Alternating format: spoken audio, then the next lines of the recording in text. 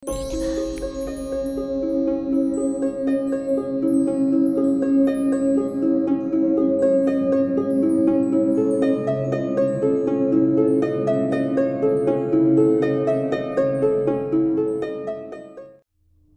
malam dan selamat datang. Ketemu lagi sama Denny, narator Rumah Horor Indonesia.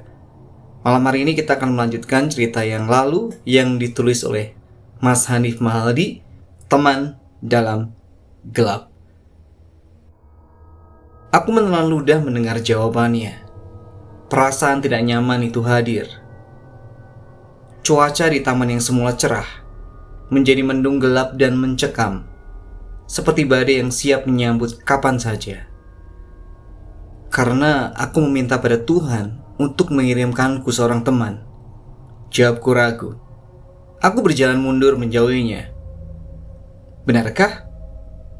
Kenapa aku merasakan hal yang lain? Tanyanya. Maksudmu? Aku tidak mengerti. Dia berjalan mendekatiku. Tubuhku membeku. Kakiku tidak bisa kugerakkan. Bukankah kamu ingin mengakhiri hidupmu, Aneta? Jadi, apa pilihanmu? Berteman denganku di duniamu? Atau berteman denganku selamanya di sini? Aku berteriak kencang, sekuat yang ku bisa hingga suaraku tidak dapat ku dengar dengan telingaku sendiri. Sesaat aku terbangun, tubuhku basah oleh keringatku. Tempat tidurku basah seperti banjir baru menyerang kamarku. Ya Tuhan, apalagi yang menimpaku kali ini? Yuna, gadis itu kini menjadi temanku. Hanya dalam gelap di kamar setiap jam 10 malam. Itu adalah awal yang membuat sepi dan sedih lenyap perlahan dari pikiranku. Aku tidak mempedulikan dunia ini lagi. Walau aku terlalu takut untuk menghadapi kematian. Jadi, kau tidak ingin membalaskan dendammu? Untuk apa? Karena mereka pernah mengerjaiku dan menyiksaku. Itu tidak penting sekarang, Yuna. Aku sudah punya kamu. Jadi, bisakah kita menghabiskan malam-malam bersama? Banyak yang ingin kuceritakan padamu. Aku menceritakan setiap hari yang kulalui padanya. Yuna pendengar yang baik. Aku menyukainya. Satu hal yang sering sekali kuceritakan padanya adalah tentang seberapa baiknya aku menjadi anak perempuan ayah dan ibu. Selalu belajar untuk mendapatkan ranking kelas, selalu berusaha meraih prestasi di luar pelajaran sekolah, selalu berusaha untuk menghindari masalah. Yuna tidak sekalipun menunjukkan wajah bosannya mendengar ceritaku. Selalu aku yang cerita. Kenapa kamu gak pernah mau cerita? Aku ingin mendengar ceritamu, Yuna. Kali ini aku sedikit memaksa. Yuna biasanya akan beranjak dari duduknya dan pergi melalui jendela dan menghilang begitu saja saat aku bertanya tentang dirinya. Ini sudah 6 bulan dia menghindari pertanyaanku. Kamu memang tidak pernah menyerah ya, Aneta? Tentu saja. Bukankah teman itu selalu berbagi cerita? Bukan teman namanya kalau cuma aku yang cerita, ucapku meyakinkannya. Yuna akhirnya menyerah. Aku pernah membunuh orang secara tidak sengaja. Kau tahu karena apa, Aneta? Aku menggelengkan kepala. Aku lebih terkejut dengan kejujurannya menceritakan dirinya. Cerita yang tidak biasa untukku yang masih duduk di bangku sekolah menengah pertama. Aku tidak sengaja muncul di sebuah rumah yang sangat tinggi. Apa namanya ya? Apartemen. Saat seorang ingin melompat dari sana mengakhiri hidupnya. Sebenarnya dia sudah mengurungkan niatnya. Aku melihatnya dari dekat. Karena aku penasaran apakah dia akan menjadi sepertiku jika mati. Dan harusnya dia tidak bisa melihatku. Ya, dia akhirnya melihatku saat ingin turun dari dinding pembatas. Dia kaget dan terjatuh.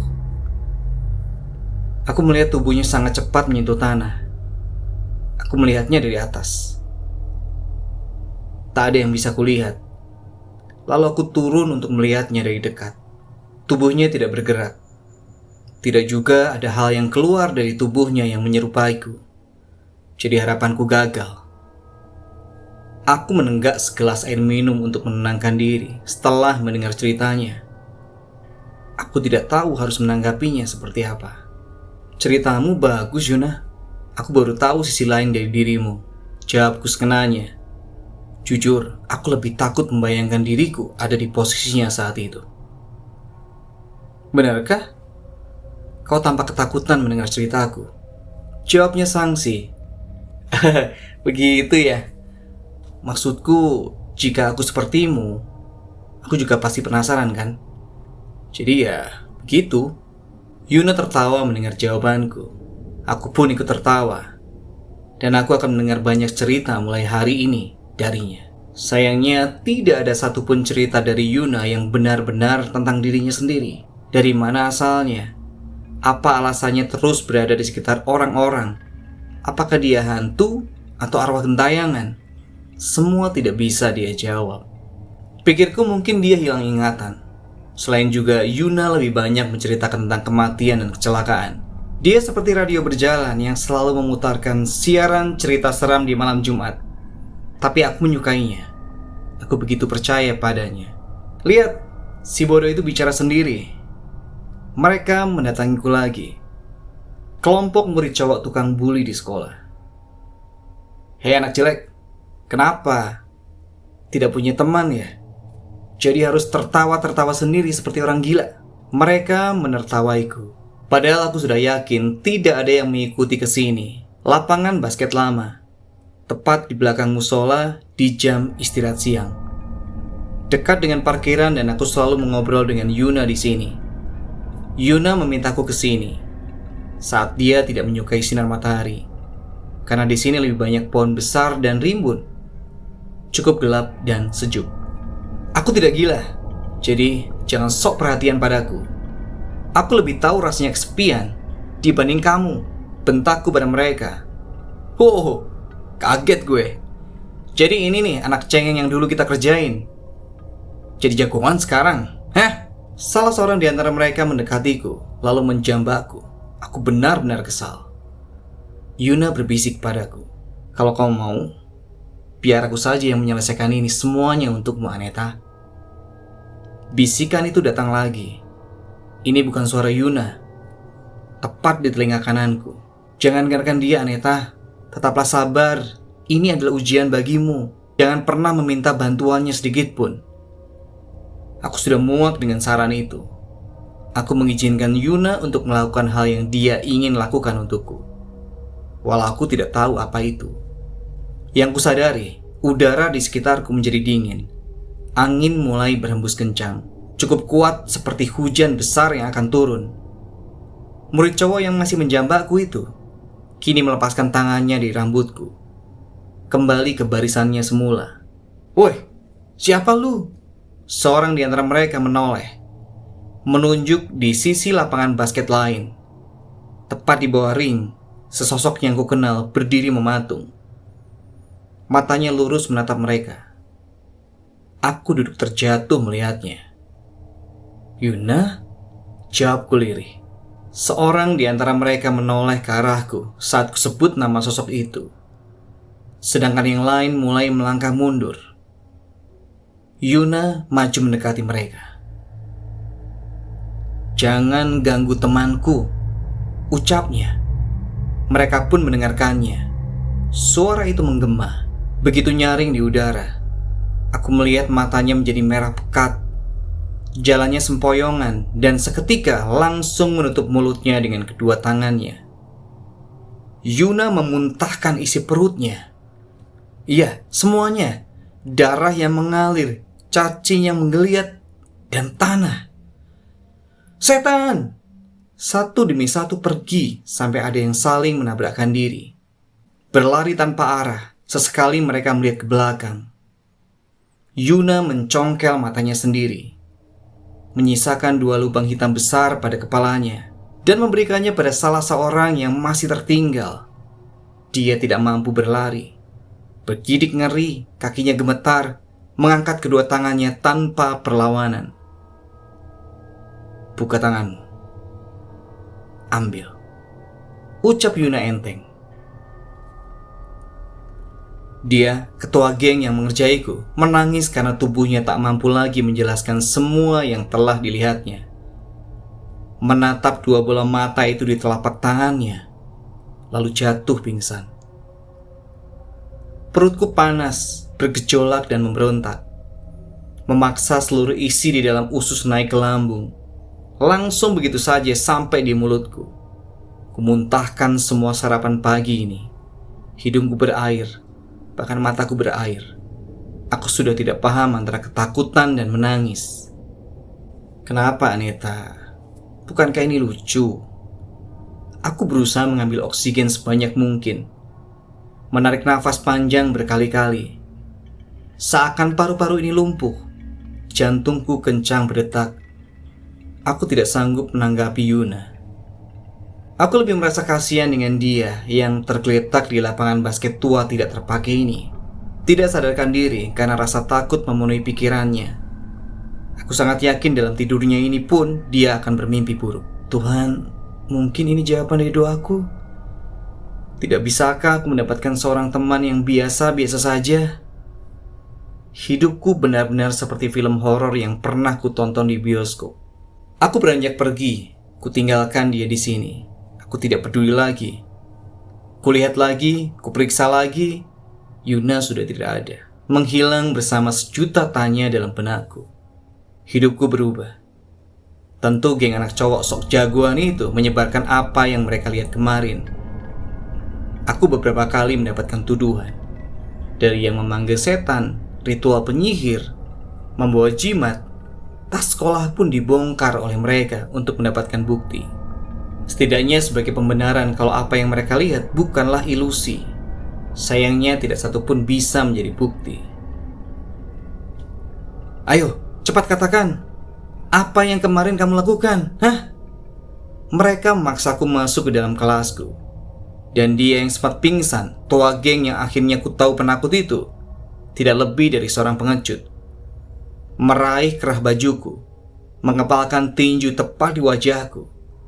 Seakan siap melayangkannya jika aku tidak memberikan jawaban yang sebenarnya.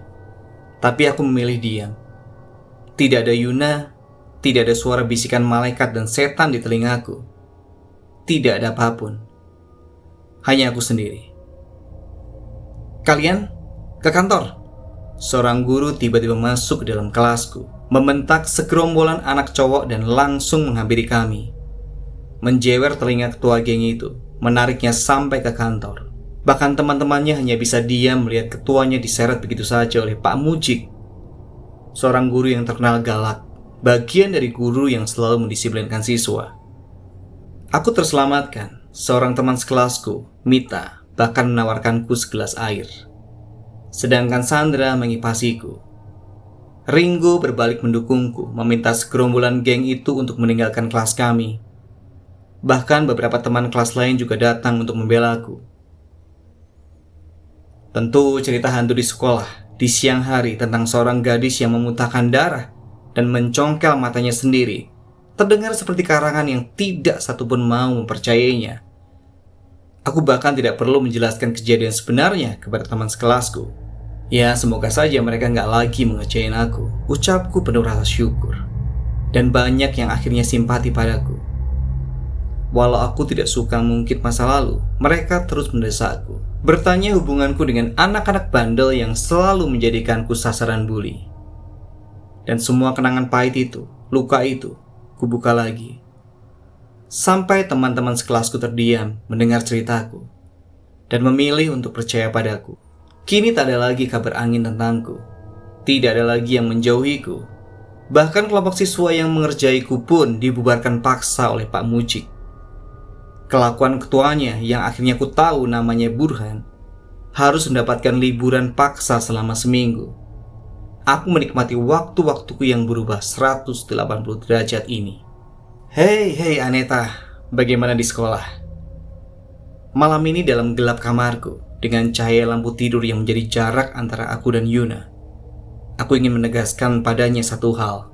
Baik, aku bersyukur semua baik-baik saja. Terima kasih Yuna.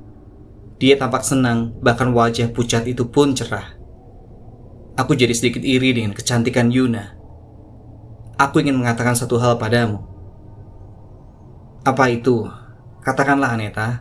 Yuna memperbaiki duduknya. Aku membantunya membenahi roknya yang terlihat tidak nyaman baginya. Bisakah untuk tidak melakukan hal itu lagi? Pertanyaanku membuat wajah cerah itu lenyap bagi asap. Aku menelan ludah. Wajahku pun tidak kalah menjadi serius. Begitu? Tapi hidupmu berubah, Aneta. Kalau misalnya kita lakukan hal yang sama pada kedua orang tuamu, pasti mereka mau berubah juga kan? Aku tidak menyangka Yuna akan berkata seperti itu. Aku benar-benar tidak bisa menebak isi pikiran sosok yang ada di depanku ini. Jantungku mulai terpacu. Perlahan tapi pasti, aku mendengar detak jantungku sendiri. Jangan, Aneta. Jangan pernah meminta apapun padanya. Mintalah pada Tuhan, bukan padanya. Aku mendengar suara itu lagi. Sebuah peringatan yang selalu kuabaikan. Peringatan itu begitu kuyakini sebagai jawaban. Tapi apa yang harus kuputuskan? Yuna telah membuktikannya padaku. Dialah temanku dari dunia gaib yang membantuku, membuat hidupku menjadi jauh lebih baik. Tinggal selangkah lagi, hidupku akan sempurna. Ayah dan ibu bisa kubuat akur kembali. Tapi aku merasakan tubuhku menolak keinginanku itu, berusaha untuk tidak mengiyakan tawaran Yuna.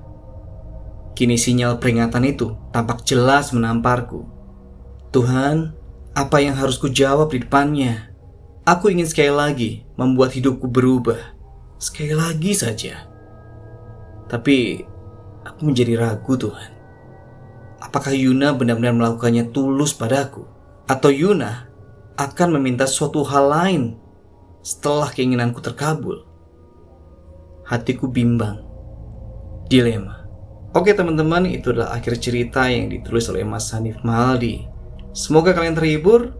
Sampai ketemu di cerita berikutnya. Selamat malam, selamat beristirahat.